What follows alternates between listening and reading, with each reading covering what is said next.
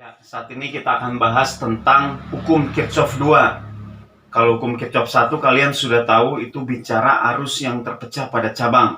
Hukum kekekalan arus. Nah, ada lagi nih hukum Kirchhoff 2. Apa itu hukum Kirchhoff 2? Hukum Kirchhoff 2 adalah perluasan dari hukum Ohm. Sehingga hukum Ohm bisa diterapkan pada bentuk-bentuk yang lebih rumit. Itu adalah prinsip daripada hukum Kirchhoff 2. Hukum Kirchhoff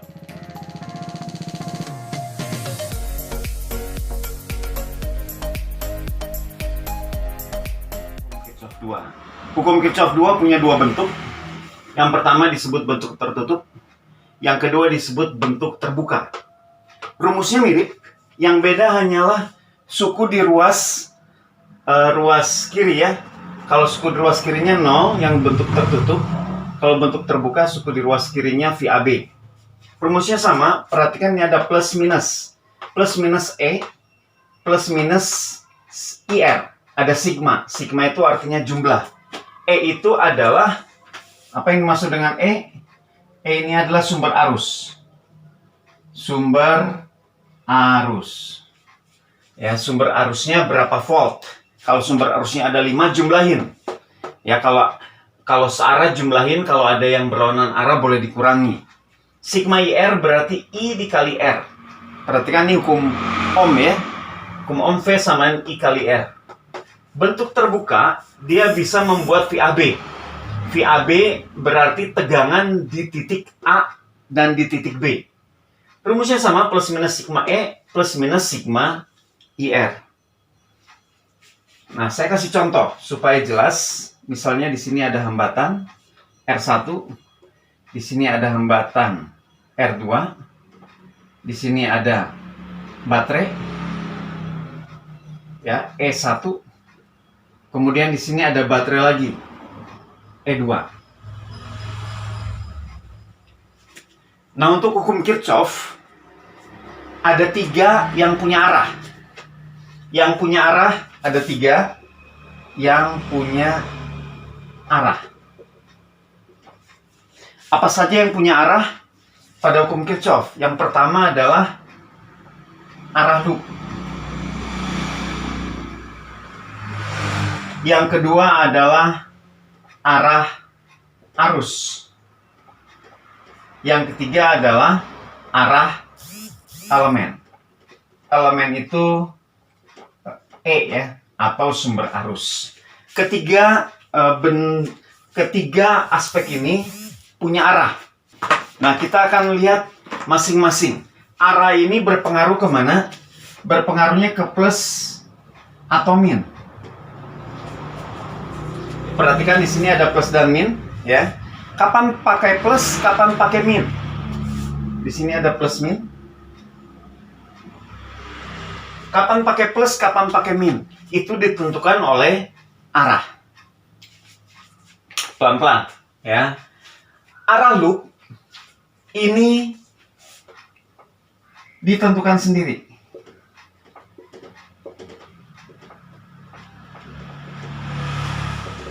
Arah loop kita yang menentukan, ya, bukan sudah dikasih tahu, bukan dari soal, bukan, tetapi kita yang menentukan. Misalnya pada rangkaian ini, saya mau arah loopnya seperti ini. Ini namanya arah loop. Searah jarum jam, boleh.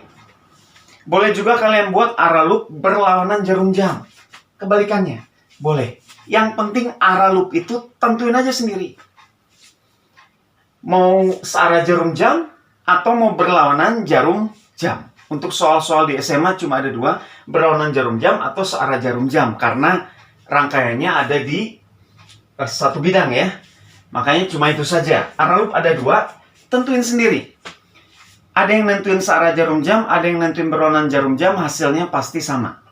Nanti hasil akhirnya ketika itu. Nah, sekarang arah arus. Bagaimana menentukan arah arus? Awalnya tentuin sendiri, ya. Ini awalnya kalau arah arus, awalnya tentukan sendiri.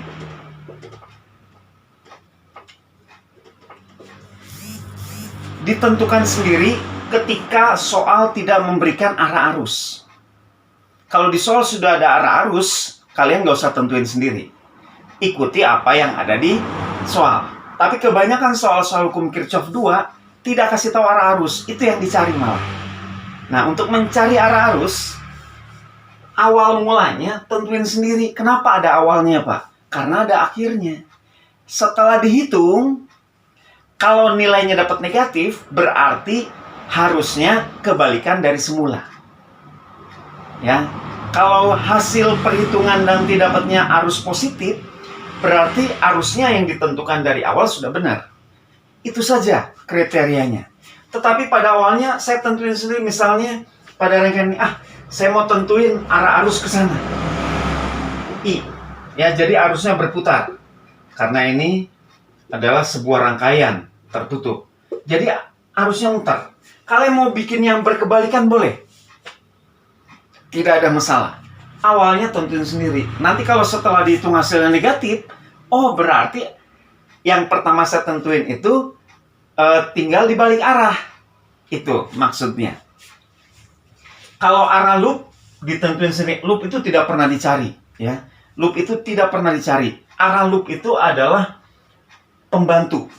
Pembantu untuk menyelesaikan hukum Kirchhoff 2. Dibantu oleh arah loop. Jadi arah loop tidak pernah dicari.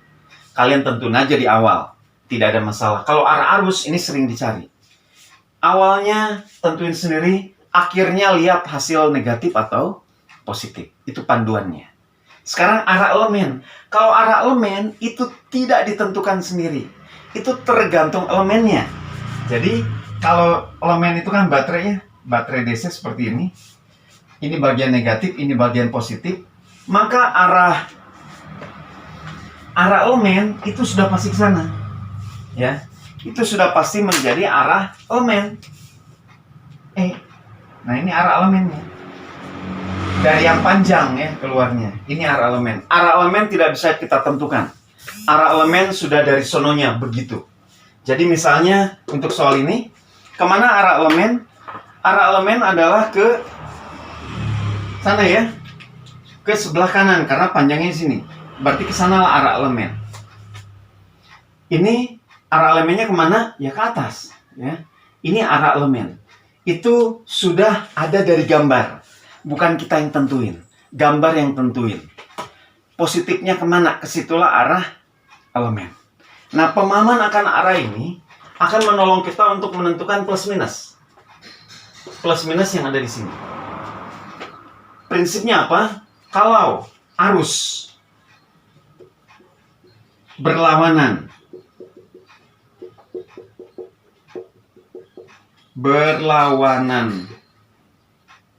loop, maka positif, negatif. Kalau arah arus, ini ya, saya kasih arah ya. Kalau arah arus berlawanan loop, tandanya negatif. Artinya kalau arah arus searah loop, ya, kalau dia searah, maka tandanya positif. Ini tanda I yang di sini nih, plus minus yang sebelah sini, plus minus yang sebelah sini.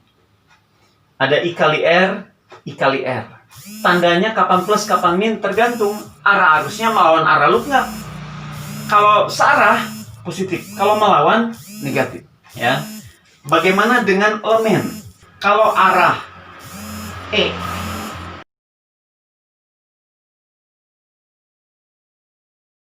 berlawanan loop, maka positif. Ini kebalikan. Kalau arah E searah loop, maka negatif. Nah, ini tandanya jangan sampai salah. Tandanya dulu ya yang harus dipahami. Kapan min, kapan plus, kapan min. Kalau arus berlawanan, min. Kalau arah elemen berlawanan, malah plus. Ini nggak boleh kebalik. Ini dulu bagian awal.